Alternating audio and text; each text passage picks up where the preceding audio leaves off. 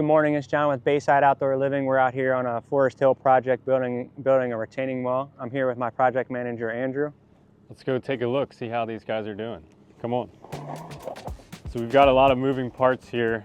One of the things we're doing, once we're finished, we're gonna have an asphalt company come in and re-top the blacktop. So we did a little bit of a driveway extension to give him 2 more feet, and along the front side, another 3 feet, so he'll have more space to park. But as you can see right now, we've got everything we need. So we've got our dirt dumpsters for the dirt that's coming out. We've got our CR6 for the base for the retaining wall. And then we've got our clean 57 stone to backfill and fill inside of all the blocks.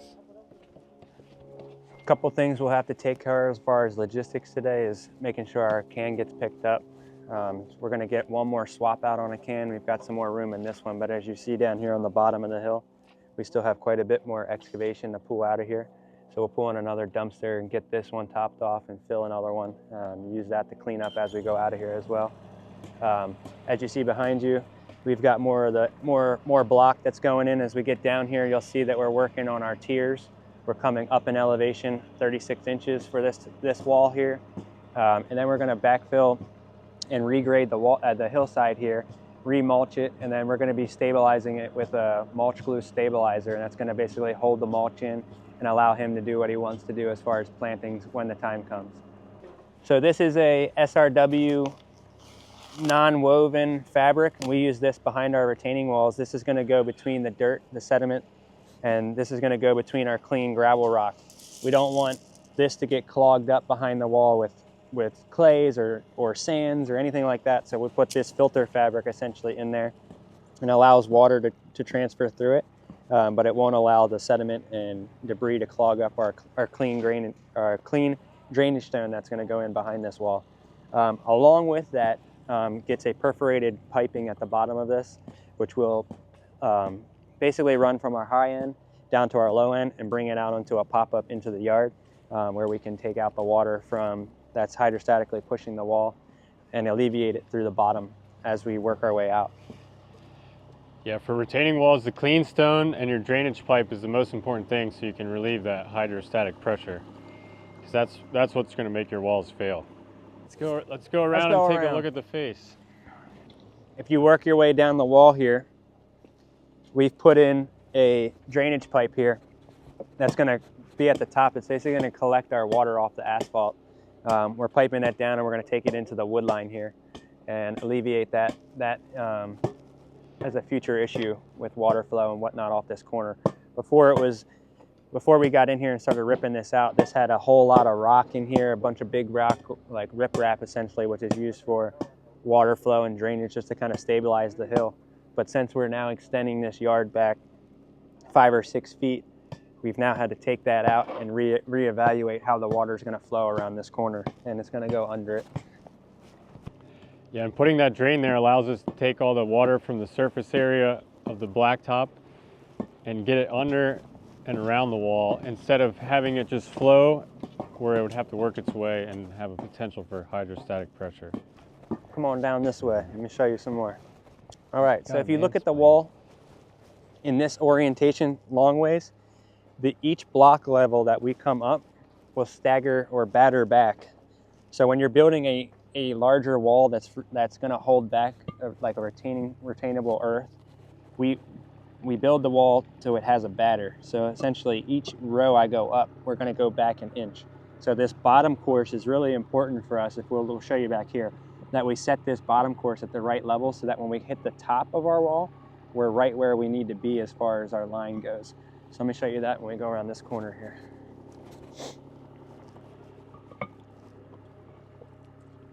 So what we'll do is, this is called a plumb bob. Essentially, this is like a way to level off of an existing structure. We can use this if we're coming across a large area and we have a large fall. We'll use this plumb bob. So essentially, we want the top of the wall, when we meet this level here, when we hit this level, we want our block face to be like flush with this. So essentially what we'll do is we'll run this plumb bob down. Here's where the wall needs to be when we finish. So we know that 6 blocks are going in here. So we're going to come back 6 inches on this if like we started, say we started our bottom course here, by the time we get to the top, we'd be 6 inches behind where we need to be.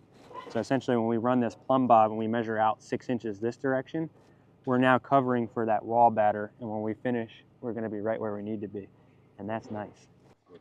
All right, so when we're going in to first install this wall, set it up for the crew, we're gonna create a datum point, which is essentially our 0 point, is like where we want our finished grade to be when the job is completed, whether the patio is at this 0 level up against the house or our walls at a certain level. So what we did was we went off this grass level here.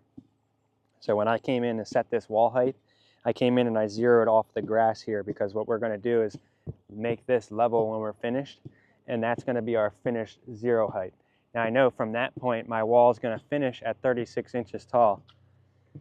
So I shoot that 0 point with my zip level, and then I come over here and I'll come from the 0 point up to here, 36 inches. So this will be our wall height here. So it'll be, you know, just battered below the top of the decking here. So when we're running that, then we go off of this top line. So if this is our top of wall, we have to go down and figure out where our bottom of wall will be, or where first of all, where the bottom of the wall will be, where we hit gravel, and then how much gravel we need below that in order to get to our dirt level. So when we set these up, a lot of times we'll run numbers on here. We'll tell the guys, hey, from our top line to our dirt level is 47 inches or so. So if we have 6 blocks at 6 inches tall, that's 36 inches. Then we put a 3-inch cap to finish the top of this. We're at 39 inches down to where our gravel is. Then from that point on, we're gonna put 8 inches of gravel in here because of the height of this wall and that finished grade height. So we'll put those numbers on these, and when we're digging this trench out and we pull a line across from this stake to another stake on the other side, we can go off of this line and measure down to our dirt level and say, hey, we're right where we need to be at 47 inches. And at that point, our guys will take our tamper and we'll tamp the dirt level and create a nice solid foundation base for our gravel to start from. Once we've got a tamp base there, we'll take our woven fabric, which is almost like a silt fence material. It's a little bit stronger. It's basically an insurance policy to enable the gravel not to go into the soils below it. It's almost like the same concept if you're installing concrete with rebar. You want to create surface tension outward. Same thing goes for this fabric. When we lay this fabric into the trench, we go over the front wall all the way down the bottom and up into the back. And then we'll take our gravel and start putting our gravel in there and tamping that in 2-inch lifts. So we'll steadily put 2 inches in, tamp it, use water if the gravel is not wet enough to create that proper compaction density. But then we'll also go in 2-inch lifts. And then when we get up to the top is when we'll level it out pretty decently, tamp it again, and then we'll set our 1-inch sand level. They'll set on the sand level all the bottom base course out. And then once the base course is in, we're pretty much stacking up from there. And then as we move forward farther, we'll add the drain into there. We'll run the drain behind the wall. We'll continue stacking, and as we're stacking with the drain in there, we'll then, let me back phrase, I missed a step, but we'll put the fabric against the back portion, this non-woven fabric, that felt fabric, to kind of line the back hill here. And then we'll build our block up, and then we'll backfill our blocks inside the blocks and behind the blocks with that clean stone, creating the drainage zone. And essentially we'll just keep moving from there, and we'll stack this thing up, and by the time we get to the top, we'll have a nice flat smooth wall. We'll cap it out, glue the caps on, and then we'll finish out our grading and whatnot to get the finished touches on it. But yeah, that's how we set up our walls and keep the guys moving forward, and that way they know what we're expecting, and the customer can get that eye for it all as well. How's it going, guys? We're out here at A+ Auto Styling, Forest Hill, Maryland. We're out here trying to get rid of our magnets on our doors. We're going to get our trucks wrapped. It's just a branding thing for us. We like to look good, we like to present well, and we like to do good work. So this is a way for us to come out here, support our local company, and get our trucks looking the way we want them. Take you in, let's get this thing rolling.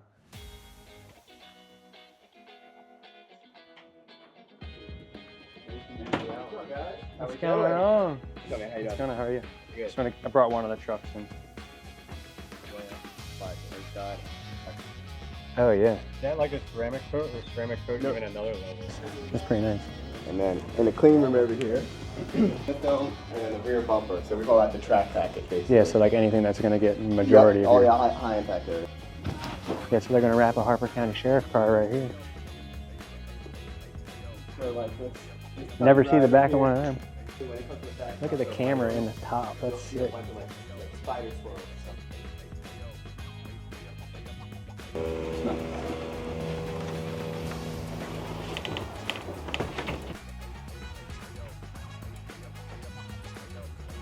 Just wrap the whole truck together. So on my Corolla, we put like a big circular sticker here and it blocks the window. I definitely don't want to do that again. Okay. We're thinking probably just like Bayside outdoor living on the side real big right here. Okay. I do want to do some kind of circle emblem on the front because it's like really visually appealing as you're coming down the road. Mm-hmm. We could do like a QR or something maybe like here. Okay. Maybe, I'm not really sure. And then I definitely want to do name and logo on the back website maybe if we can fit it. I'm giving you freedom. Cool, yeah. And we could probably, if you want to do the website, maybe put something along here Yeah. or one of the long parts, but I'll take some pictures and then I can render something for you. Okay. And I'm okay to take all this stuff off, like these stickers can come off. Okay, perfect. I think it's like, yeah, pretty much like the magnet but bigger on the side. Okay. Local businesses here, we got Mattingly Electric, our man D-Man's Detailing, Jarrettsville Family Eye Care, a couple local celebrities. All right, so we got our truck set up for graphics. We got them scheduled for December 11th and 12th. We're actually gonna bring this one in and one more to get wrapped up. And then right now we're gonna be heading out to go check on another job site. We've got an asphalt crew putting in a driveway today. We're just gonna stop in and make sure everything's looking good. And then we'll kick it back to the office and we'll get some design work done for the finish out the Friday afternoon. So we're over here on another job site today. We're getting the asphalt put in right now, and the truck just got here so they can finish out this last section of pavement here. And looking good. And then we're gonna have to come back and just do some final touching on this grading just to match with the existing driveway. So let me tell you a little bit more of the backstory on this job. I actually did quote this wall out over here for this driveway extension. He ended up going with another contractor, and I basically told him, like, hey, if you got anything come up, you know, feel free to give me a call. I'm not gonna like badmouth you or whatever, just for giving me a call and helping out if you need it. And we got out here. The wall's not really level. It's got some square issues to it. He's not super satisfied with it, but he's okay with it at this point. He's just gonna stick with it. But we came in here, they had another company basically prep the driveway, grade it out, and we got in here and really assessed the situation, and there was only 1 inch of gravel in certain spots, and they're using a recycled CR6. So what we did yesterday with the crews is we came in here, set our grade levels, pulled strings across it, and brought in about 30 tons of gravel yesterday and re-leveled this thing out, tamped it all into place, and got him set up ready to go for this today. And our buddies over here at CM Ayres were able to pull it together and get in here this week and relieve him of having a dirty driveway and just continually tracking the dirt into the house. So we're looking good, but they're gonna get this done, wrapped up here in another hour or so, and they'll be moving on to the next one. But we're really nice to have some good contractors that we can rely on to do things that are outside of the normal of what we're capable of doing.